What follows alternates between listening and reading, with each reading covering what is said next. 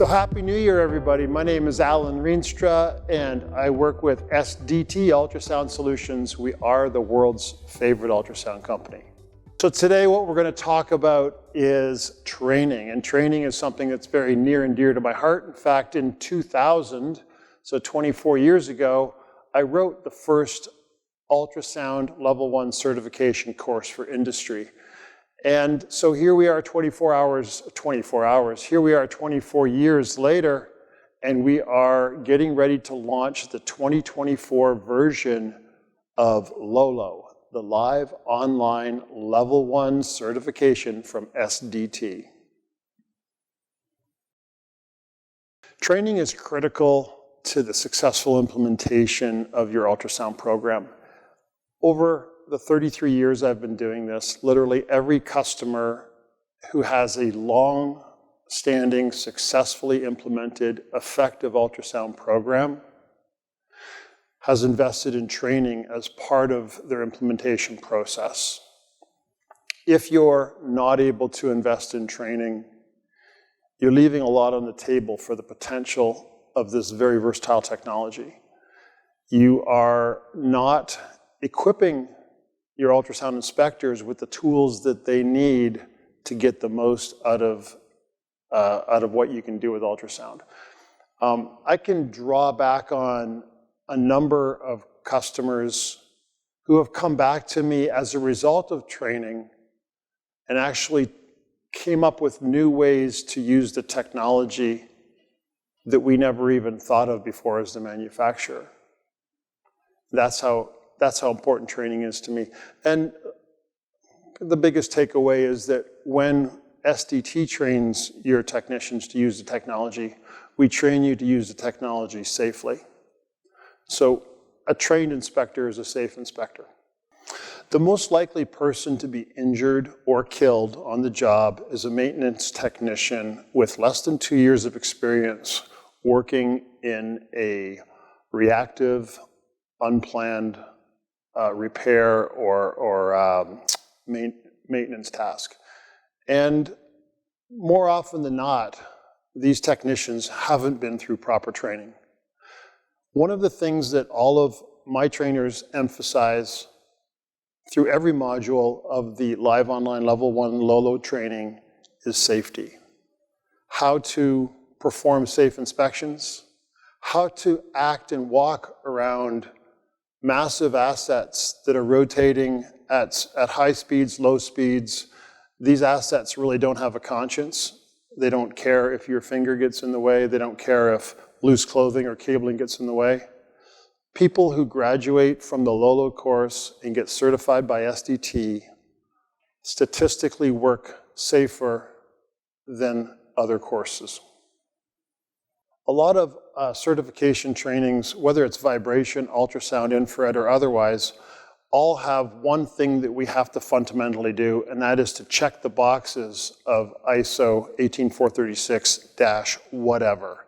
In the case of ultrasound, it's ISO 18436-8. And that is a worldwide accepted and recognized standard for the basic foundational knowledge that we have to transfer to you, the student, when you take this course. And so you can get that in pretty much any cookie cutter style course that's out there. But that, I'm afraid, is where it ends for so many of these courses. And where SDT takes it a little bit further is we take that foundational knowledge, but then we apply it over to the applications knowledge. So you understand how the technology works, therefore you understand what it can do, but then we go very deep into the 8 application pillars, whether it's lubrication, mechanical, electrical, leaks, steam trap valves, hydraulics, or tightness testing. You're going to learn just not only how ultrasound can serve those applications, sensor selection, how to set up your instrument to capture the right data.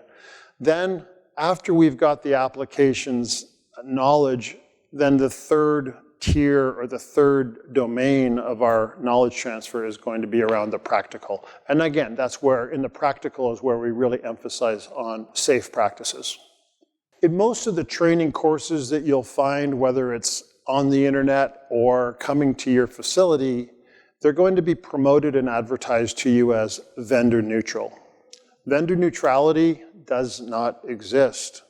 This is a capitalist world, and everybody is in this to sell their course. I make no misconceptions about the fact that our training courses are vendor-driven.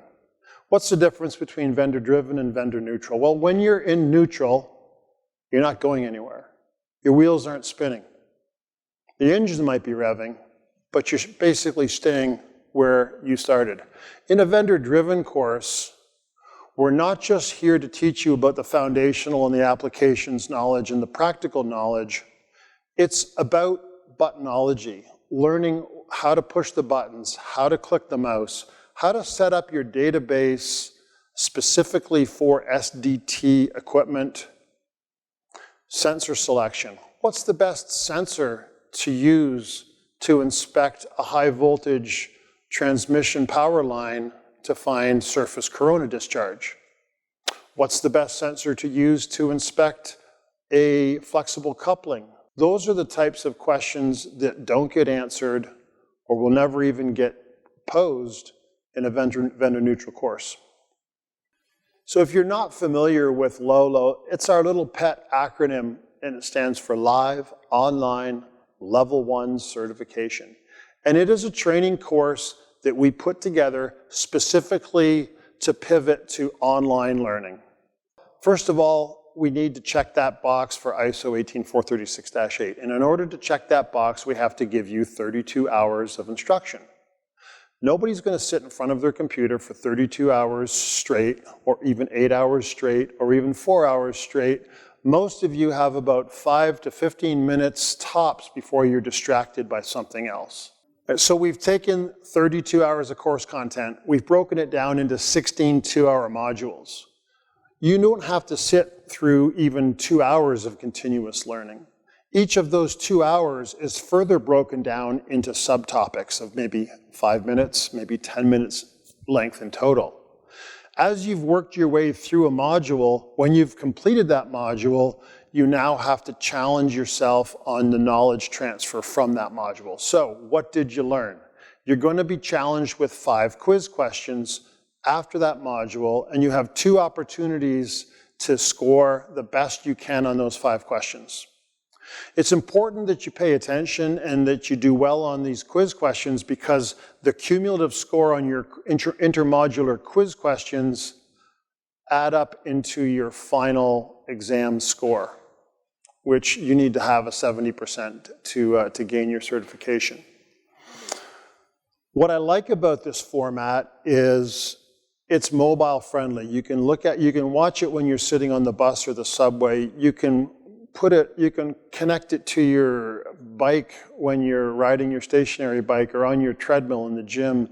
You can watch it on your computer. You can literally consume this content whenever you've got 10 or 15 minutes available to you.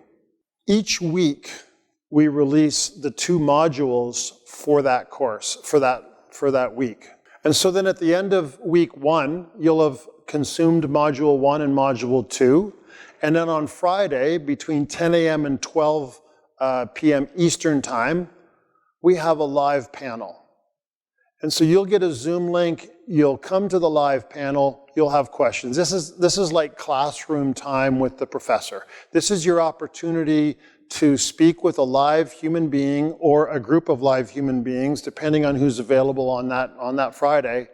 Ask your questions, tell us your experiences. What do you like about the course? What do you don't like about the course?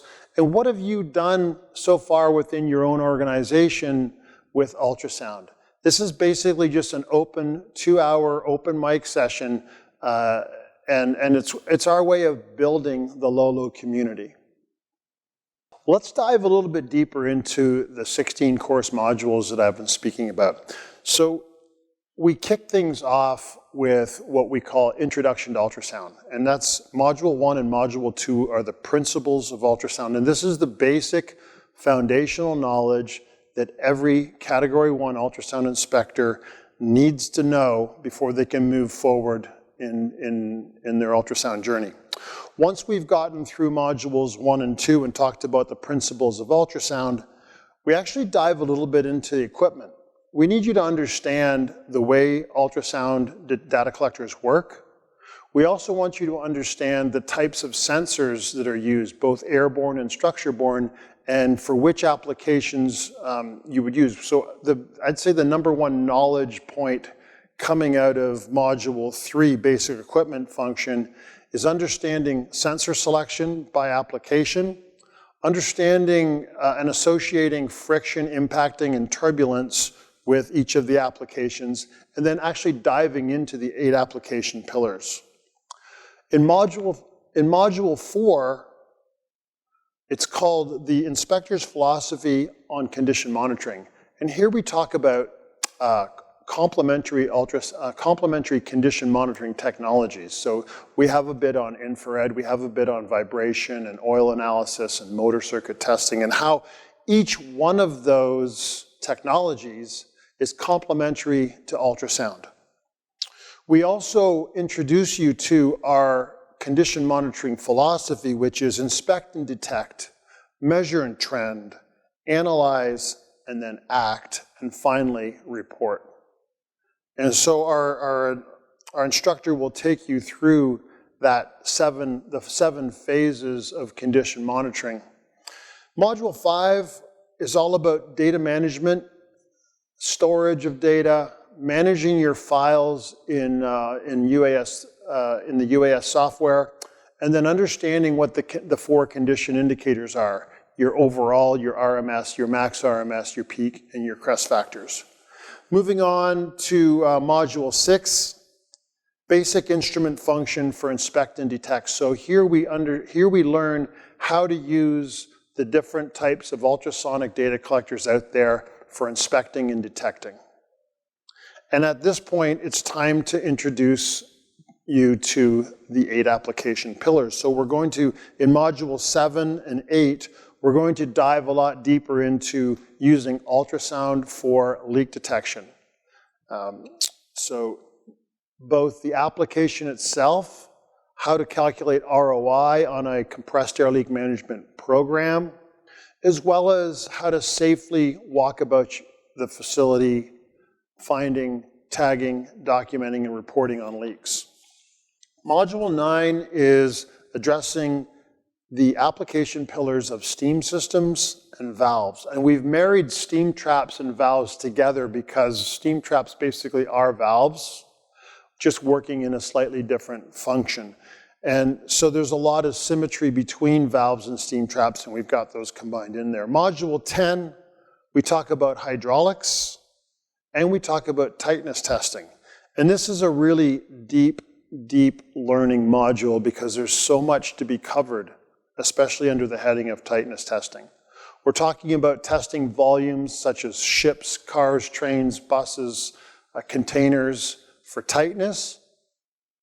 But we also go into tightness testing on diesel engines, tightness testing on building envelopes, and as well as tightness testing on tubed heat exchangers. So there's a lot to Module 10, leading us into Module 11. 11 is all about electrical, and it's probably the most emphasis on safety because we're going to be working around medium and high voltage electrical assets, but also the criticality of electrical assets to the rest of the plant, because let's face it, when electrical assets fail, the plant doesn't run.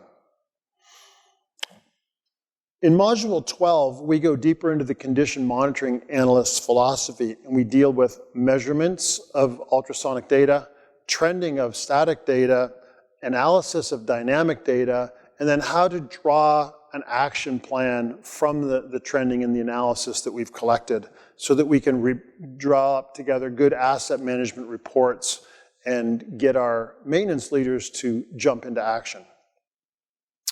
Bit of a sales job there, actually, if I'm going to be truthful about it. If you're out there as a condition monitoring technician and you've uncovered some level of asset unreliability and you now have the job of selling that asset unreliability to production, to operations, to the management team, because at some point they're going to have to stop the asset, they're going to have to stop production, stop operations, and eliminate the defect. So we teach you how to do that. In Module 13, again, this is the mechanical pillar, and the mechanical pillar is deep with knowledge. It's so deep that we've broken it across Module 13 and Module 14. When we think about mechanical, the first thing that comes to mind for so many of us is the rotation of assets. And certainly there's a lot of rotating assets to be considered in the mechanical, but we go a lot deeper than that, and we deal with, basically we're dealing with any kind of a mechanical movement that produces friction impacting or turbulence. Module 15, application pillar of lubrication. And so again, a deep subject. It's one of those situations where we've saved the best for last, because Module 15 and Module 16 are lubrication parts 1 and parts 2. And we go deep. We go very deep. We want you to understand what is grease, how does grease work, how does grease fail, why do we replenish grease, what are the steps to replenishment, what's the difference between time-based lubrication versus evidence-based lubrication, and how do we set up your lube expert, your lube checker, your SDT 270 or your SDT 340 to be used in a ultrasonic-driven lubrication program. And that wraps up our 16 modules. And at this point, I would think that people would be saying, well, who should take this course? You should take this course. If you're listening to me at this point and you're still listening to me, you're probably a good candidate to take this course. Are you a reliability technician? Are you a condition monitoring technician? Are you a Cat 1, 2, 3 vibration analyst and you want to learn more about how ultrasound complements vibration?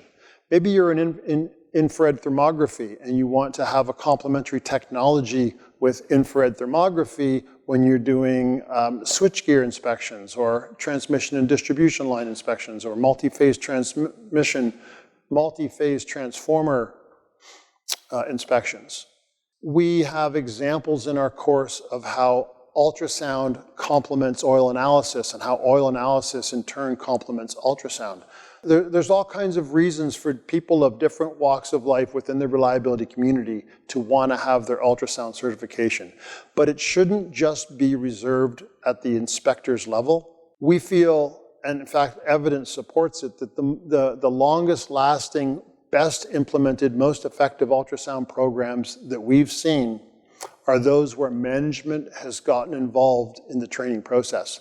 If you are so fortunate or misfortunate to have manager in your title, if you are a manager, that means you're responsible for other people. You cannot manage a person if you don't understand their capabilities. Therefore, we think that you, as a manager, need to be in this course so that you can more effectively manage your condition monitoring and your reliability team. Since 2000, when I first published the SDT Level 1 certification course, I wrote down 4 objectives for the course. And 24 years later, those objectives still stand. Objective number 1 is to promote inspector confidence and safety. Objective number 2 is to provide a deeper understanding of the technology and its applications. We want to ensure inspectors meet a standard level of knowledge and expertise as dictated by the ISO 18436-8 standard, but we want to go further than that. And then finally, our 4th course objective is to uphold the unique role that ultrasound serves to condition monitoring and quality control. 24 years later, we still continue to check those 4 boxes, those 4 objectives, and they get met with every course that we deliver. There's a 5th objective, and that is accessibility. And I did about 150,000 miles of flight time last year in 2023, and I expect to do the same or more this year. I get to see a lot of people and I get to see a lot of people struggling to implement their ultrasound programs or their condition monitoring initiatives.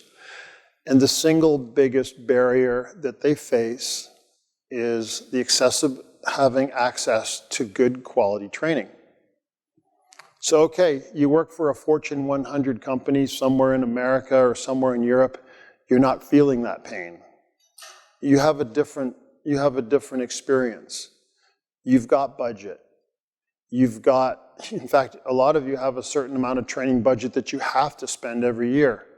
I'm talking about my trips to Africa, my trips to the Middle East, my trips to India, parts of Southeast Asia and other parts of Asia where training budgets aren't as prevalent as they are here in North America.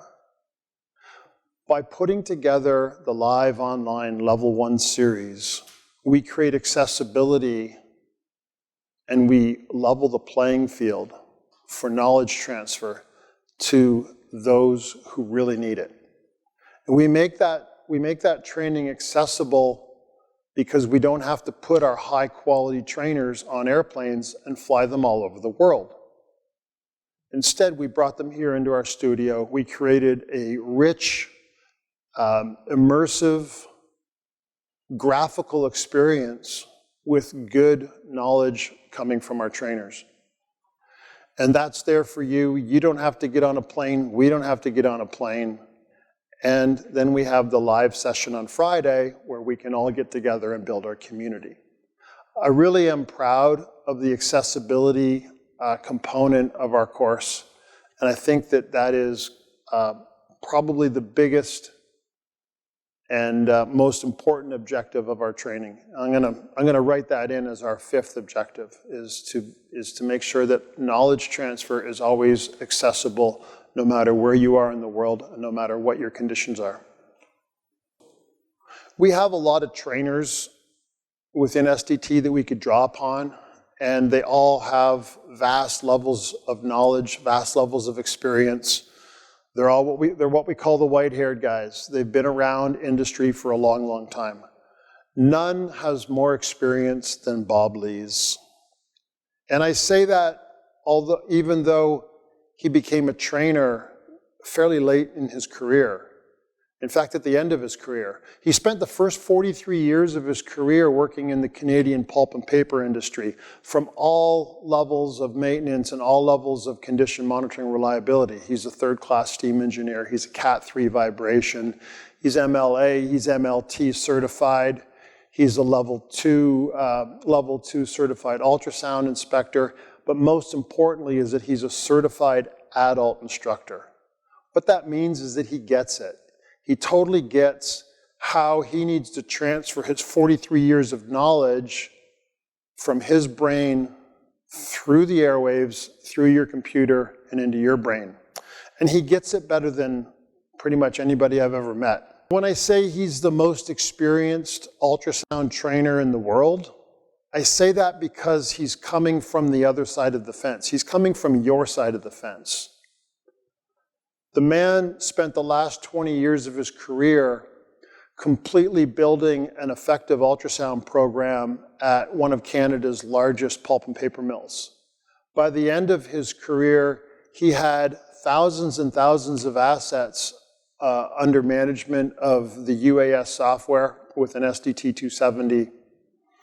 And he had personally lubricated more than 50,000 bearings with ultrasound long before ultrasound evidence-based lubrication was even trendy. So he is a bit of a pioneer in that respect. And you can tell I have a huge amount of admiration for the man as a trainer because I've personally witnessed the trainings that he delivers. I've watched him train online, hundreds of level 1 technicians at Kimberly-Clark. He's delivered level 1 certification to Tata Steel and JSW Steel and the nuclear power industry in India. Been to several international paper facilities, as well as the Dubai Electricity and Water Authority. And even just recently, 2 weeks ago, he completed a level 1 and Lube Experts implementation course at Mod and Aluminum in Ras Al Khair, Saudi Arabia. So the man gets around, And if he's not in front of a classroom, he's in front of a camera. And if he's not in front of a camera, then you'll run into him at one of the many conferences that SDT frequents each year. We'll bring him down to IMC, we'll bring him to the NORIA Reliability Conference, and other conferences in the Middle East where you'll often see him on the podium speaking and sharing his knowledge freely. So we're really excited to have Bob Lees as the personality behind the 2024 launch of Lolo. Our live online Level 1 2024 series kicks off this January 16th. That's when the first modules will be released to the general public. If you haven't signed up, you need to sign up. Go to www.sdt.training, and I'm sure it's going to be right here on the slides on your video as well. This is where you can read about everything that I've just told you. You can get your head around how the course modules are going to be delivered.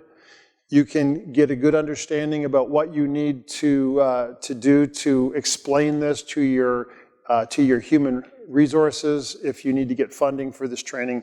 But time's ticking. We're not too far away from that January 16th kickoff date. So again, www.sdt.training. Click on the training calendar and then navigate to the Lolo 2024 schedule.